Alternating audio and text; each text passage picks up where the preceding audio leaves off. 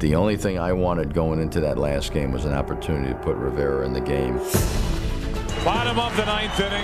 Last chance for the Diamondbacks. Why not Gonzalez, huh? Well, it's been him all season.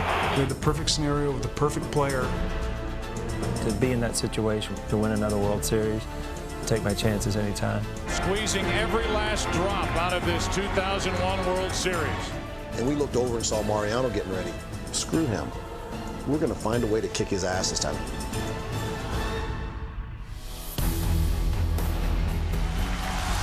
There's a fly ball deep to left. It's on its way. There it goes. And the Yankees are going to the World Series.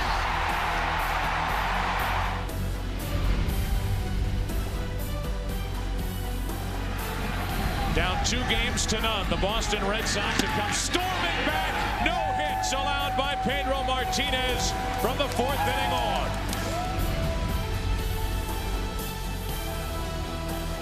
Holiday is one strike away. The 0-2. A bouncer. Ruiz. In time! This is MLB's Epic Moments, a series of emotions.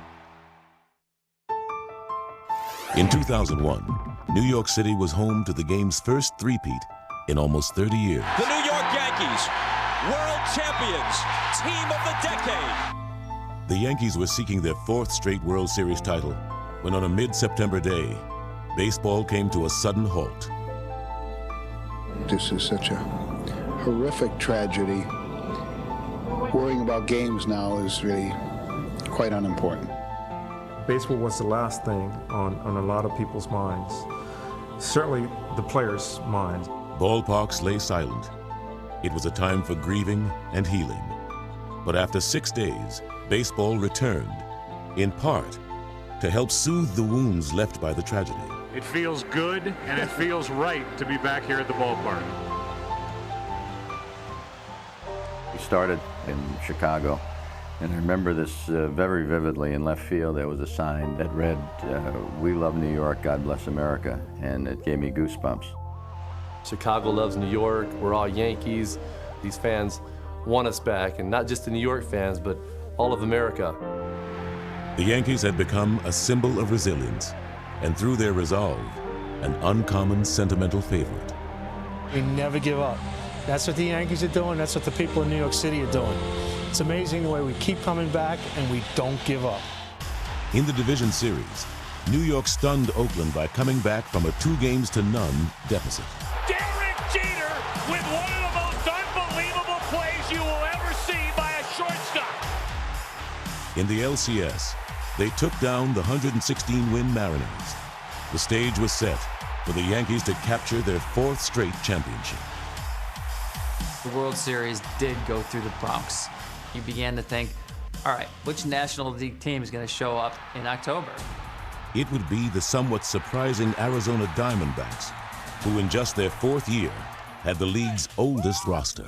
We were not supposed to win that World Series, but we had confidence that, we're going to be able to go out there and compete with this team. And why not? After all, they had a pair of aces at the top of their rotation. Randy Johnson was gunning for his 3rd straight Cy Young Award, and Curt Schilling had just fashioned a 22-6 record. You got one left, you got one right, and you know when that game starts that you are in for a long day of hell. As Game 1 of the 2001 Fall Classic got underway, Schilling looked to prove that theory. But it was New York that drew first blood. It was a Yankee run. They find a way. In my mind, that had to be it. And then Counts hits the home run that makes a statement in a sense that, we're going to be around in this thing. High fly ball, deep right field, warning track wall, 1-1 and a home run by Counsell led off with that, and that just started the engine. And then Gonzo hit his. Deep to right, Diamondbacks. It was a lead they never relinquished in the 9-1 triumph, thanks in great part to Schilling's dominance on the mound. Boy, what a statement the Diamondbacks are making here. The Yankees had been dealt a first-round blow, and in Game 2, they'd have to face the big unit. In his first ever World Series appearance, Johnson was even more dominant. Randy Johnson, you have to believe, is asking himself, how many more chances will I have? You know, it was a game that essentially I've been waiting for all my life. Strike three called, a blazing fastball at 97 on the inside corner. You want to finish this one? Yeah. Atta baby. His 111th pitch of the night is his last. Diamondbacks win it 4-0. They're up 2-0. The Diamondbacks came to New York with a 2-0 lead in the 2001 World Series, but were mindful of a team and a city with both heavy hearts and a relentless resolve. I mean, we were playing for more than the team, obviously. We were playing for the city. In some senses, it became America's team. So significant was the moment, President Bush threw out the first pitch. I remember, running sprints and just stopping. President walking out to the mound to thunderous applause, wearing an FDNY blue jacket. I was so nervous. I was like, come on, throw the pitch, throw the pitch. Winds kicks and delivers to Todd Green, and a perfect strike. And everybody erupts, and the whole thing just brought the house down. Very nice throw, Mr. President. Good stuff, good stuff. Bush wasn't the only Texan to throw strikes on this night, as Roger Clemens followed suit. Womack trying to jumpstart this Arizona offense. Strikes out on the splitter. The 1-1 tie was broken by Scott Brocious, and the first Yankees win of the series was ensured by Mariano Rivera. Well, the New York Yankees climbed off the mat. And while New York's Game 3 victory was relatively uneventful, Game 4 would be anything but. Full moon. Crazy things happen in a full moon. Arizona now led 2-1 and had one of their two aces on the mound. One out as Schilling just pounded it by him. Starting on short rest, Kurt nearly overwhelmed the Yankees. Schilling is Schilling. 4 days rest or 3. But on this night, he met his match in El Duque Hernandez. Orlando Hernandez, and 6 1/3 innings pitched, 1 run on only 4 hits. The two teams managed a run apiece through 7 innings. But after New York turned to its bullpen, the Diamondbacks struck. A 1-2 to Williams, to short. Jeter, what a play, and safe as Posada dropped it. It's 3-1 Arizona. Now with a 2-run lead, Bob Brenly had to make a choice for his 8th inning pitcher. Experience or youth? Young Hun Kim continues to get loose for the Diamondbacks. That's enough. That's enough. No. Listen, you're at 88 right now. We got BK locked and loaded for the last 6 outs, man. In his World Series debut, Kim appeared up to the task, mowing down the Yankees in the 8th. He struck him out swinging. Great inning for Kim. 3 up, 3 strikeouts. Fans get antsy, players get antsy, because you're going against a top closer and you're also running out of outs. New York was 2 outs away from going down 3-1. And then we seemed to have a meaningless single by Paul O'Neill. And then Tino gets up. And the Diamondbacks are 1 out away. He's looking for a fastball. He gets a fastball. 1 on, 2 out. Pitch is swung on and drilled to deep right center. It is high. It is far. It is gone. The Bam Tino with 2 outs in the bottom of the 9th. He drills a game-tying 2-run home run. Oh my! What a moment at Yankee Stadium. But the drama in the Bronx was just getting started as extra innings beckoned. For the first time in the history of Major League Baseball, playing the World Series during the month of November. In the bottom of the 10th, Kim was still on the mound, where he engaged in a 9-pitch battle with Derek Jeter. It takes a couple pitches before you can pick up his release point. So if Kim makes a mistake, Jeter might ride that pitch to the right field seats. And, I was in the hole quick, 0-2. Kim has thrown a lot of pitches because he's had a lot of 3-2 counts. Took a couple pitches to make it 3-2. Young Hun Kim trying to send this game to the 11th. 3-2 pitch. Swung on a drill to right field. Going back Sanders on the track at the wall. See ya! See ya! See ya! A home run by Derek Jeter. Oh, what a big hit. And the entire Yankee team mobs him at home plate. It's kind of an overwhelming feeling. I've never hit a walk-off home run before. Oh, he is Mr. November. You dream of when you're a kid is to hit a home run in a key situation in the World Series, and to get an opportunity to do that is pretty overwhelming. You can't really put into words what the feeling is like. We got to finish up our homestand 3-0 here. Game 5 of the 2001 World Series began in similar fashion to the previous night's game, with both teams held scoreless by shutdown pitching until Arizona grabbed the lead in the top of the 5th. Back at the wall, it's 2-0 Arizona. Ron Barajas. When we got a 2-0, I felt good. For the Yankees, it was a flashback to a place they'd been before. You know, we're down by 2, that same old down by 2 stuff. And though he'd been dealt a crushing blow in Game 4, Kim was back, called upon to close it out in the 9th. New pitcher Kim, new left fielder Danny Batista. Okay, I got you, sir. In the top half of the 9th, the fans spontaneously paid tribute to a beloved Yankee who was possibly playing his final inning at the stadium in right field. You're in between pitches, kind of, first of all, trying to figure out what is going on, and then all of a sudden when you figure out what it is, it's just like, wow. They're chanting Paul O'Neill's name. I mean, 56,000, whatever it was, at one time, chanting his name during that whole inning, I almost started crying. You could tell Paul O'Neill was touched. Oh, boy. It's kind of a strange feeling because you're telling yourself, wow, the game's not over, but you're trying to also acknowledge the pretty special ovation they were giving him at the same time. Well, we go to the 9th. The Yankees need another miracle. Back-to-back miracles? The Yankees said, why not? Posada hits a leadoff double. And a good start to the 9th inning for the Yankees. Gets the next 2 guys out. Now it's up to Brocious for New York. With Kim on the mound and the game on the line, a bit of deja vu was in order. Night before, he had 2 at-bats against Kim. And the last at-bat he had a foul homer. When you get a guy, a submariner like that, it's certainly helpful to see him. The more you see him, the more comfortable you get with the release point. Just sit back there, Scotty, and, you know, hopefully get a pitch and you don't foul it off. Tying run at the plate. That one hit in the air to left field. Do you believe it? Goodbye, home run. They have done it again. A 2-out, game-tying 2-run home run by Scott Brocious. More than anything else going around the bases, I'm kind of seeing this place and feeling everything and thinking to myself, no way did this just happen again. The most unbelievable feat in World Series history. The Yankees have tied it again. The resilience of this post-9/11 city is being mirrored by the Yankees. And in the 12th, their championship hopes got new life. Hero status is right there for the taking. Into right field, base hit. The throw by Sanders. Play at the plate, Yankees win. This just didn't happen again. Oh my! Another miracle in the Bronx! I've seen it happen, but it just didn't happen 2 nights in a row. Do you believe in fairy tales?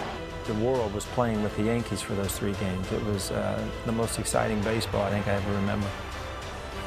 We got our guts ripped open and threw them on the ground, but it was just the way it was meant to be there, those games. Got on the airplane. It was probably one of the quietest airplane flights back to Arizona for our team. We kind of leaned on our fans to help pick us up. It's going to be loud in here tonight. They're back in the Diamondbacks' home now, and this crowd, as we're sitting here right now, is fired up. Down 3 games to 2, Arizona needed a big effort from the big unit. Up the middle. Womack coming to the plate, and the Diamondbacks take a Game 6 first-inning lead. We felt like we needed to make a statement. Breaking ball, base hit into right field. Reggie Sanders scores, and Randy Johnson has knocked in more runs with that swing than he's allowed the Yankees in 12 innings in a series. And we never imagined that we'd score that many runs. The rout is on in Arizona. And once that happened, we knew that it was all down to 1. Game 6 belongs to Arizona.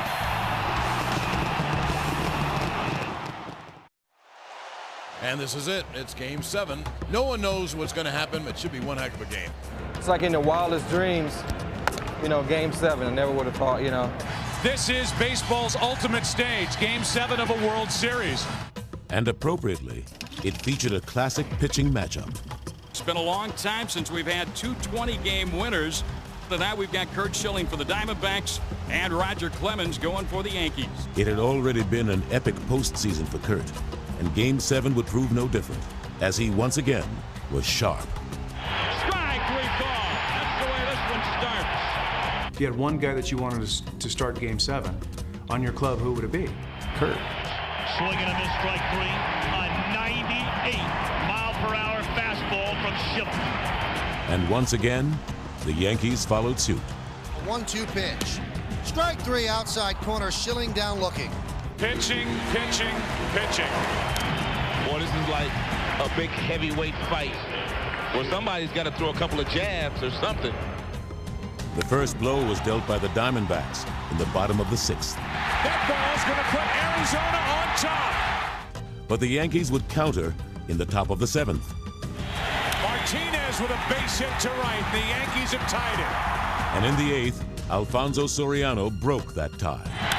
Soriano into deep left field. At the wall, Yankees on top, 2-1. You have no more decisions to make. Rivera will be up in a moment in the Yankee bullpen. Curt was distraught at that point. I mean, he was saying to himself, I just lost the World Series for my team. That ain't gonna beat us. We're gonna get that back of us. Arizona had relied on his pair of aces all year long, but never before that season on the same night. Last night's starter, Randy Johnson, in the game for the Diamondbacks. When Randy came in, the crowd just went crazy with him coming in. And I was like, this is pretty cool. And listen to the crowd now. You really got to bow down to this, Greg. When the man threw over 100 pitches yesterday. Bob had to bring him in because one more run against Mariano Rivera would be almost insurmountable. Johnson heroically retired all 4 batters he faced, but still the Yankees led by 1. And we looked over and saw Mariano getting ready. And we were like, you know what? Screw him. We're going to find a way to kick his ass this time. He is not beating us. The 0-2 pitch is on the way, and Bautista strikes out. And Rivera fans the side in the 8th. I brought everything that I have to the game. I pitched the 8th inning, and it was good. And the 9th inning, you know, everything changed. It was one thing to talk about beating Rivera, but quite another thing to actually do it. To be in that situation with Mariano on the mound, to win another World Series, take my chances anytime. If there's one guy that I wanted at the plate for my club in a pressure situation, it was Mark Grace. Grace, a base hit to center field. We're looking at each other going, we're going to win this game. Somehow, some way, we're going to find a way to win this game. The bunt by Miller. Throw to second. Into center field. DeLucci will stay, and it's 2 on with nobody out. When Mariano threw that ball away, my heart sank as well. Kind of opened the door. 2 on, 1 out, and Womack. Here comes Cummings. It's tied. Going to third is Bell. Tony Womack delivers. It's 2-2. Rivera, 23 straight postseason saves, is over with. Here's the pitch. And it hit him. The bases are loaded. Bases loaded, 1 out, bottom of the 9th. And here is Luis Gonzalez. Walking up to the plate, I was thinking, you know, this is a situation that every kid dreams of in their lifetime. Oh, my gosh. Why not Gonzalez, huh? Well, it's been him all season. The Yankees infield. The pitcher will huddle at the mound. We had the infield in, and all I knew was Gonzo had to get the ball in the outfield somewhere. He's done it all year, and there was no doubt in my mind he was going to do it again.